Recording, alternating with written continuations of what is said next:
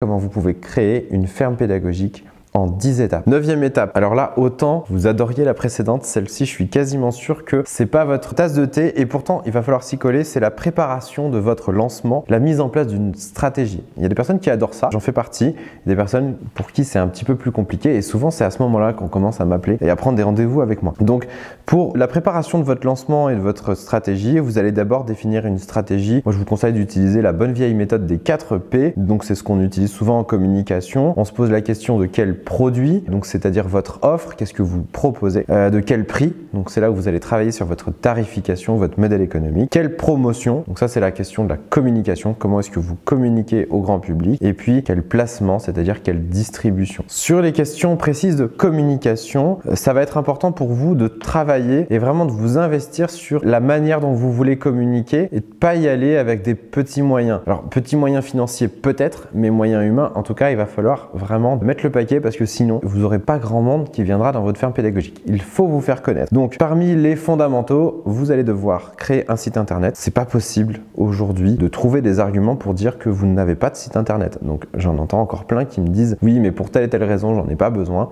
Non, il vous faut un site internet. Il vous faut un minimum de réseaux sociaux parce que vous êtes un lieu dans lequel les gens doivent se sentir inspirés, doivent avoir envie de venir et donc aujourd'hui, on peut toucher des gens sur les réseaux sociaux. Alors, si vous êtes de la vieille école, vous êtes sur Facebook. Si vous êtes un peu plus moderne, vous allez trouver d'autres réseaux sociaux, Instagram, TikTok, etc. On ne va pas oublier la communication traditionnelle. Elle est très importante. Elle est toujours importante. Donc, être présent en papier dans des offices de tourisme, faire des partenariats avec d'autres lieux touristiques, penser à faire du démarchage. Ça, c'est des choses qui sont très importantes. C'est quelque chose qui est très important chez nous, chez les entrepreneurs animaliers. C'est ce qui a fait un peu notre identité au démarrage, c'est-à-dire d'accompagner les projets de ferme pédagogique aussi à se faire connaître et à vraiment à se développer. Et donc pour ça, vous devez vous former notamment à quelques petites bases de marketing et de relations commerciales.